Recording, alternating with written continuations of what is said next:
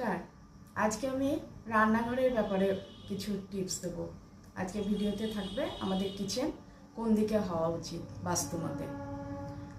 আমরা তো খাবার দাবার খাই সবাই, কিন্তু বাস্তুমতে কিচেন যদি না থাকে আমাদের সকলের স্বাস্থ্যের উপর তার প্রভাব পড়ে।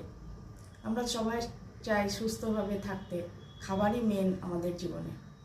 তো সেটি বাস্তুমতে আমাদের ফ্ল্যাটে বা বাড়ি যেখানেই থাকি আছে কিনা। সবথেকে আদর্শ স্থান হলো ইস্ট, সাউথ ইস্ট, অগ্নিকোণ, সাউথ ইস্ট কোণ, অগ্নিকোণ, ওখানেই কিচেন সবথেকে বেস্ট। কিন্তু সবসময় সব সুবিধা হয় না।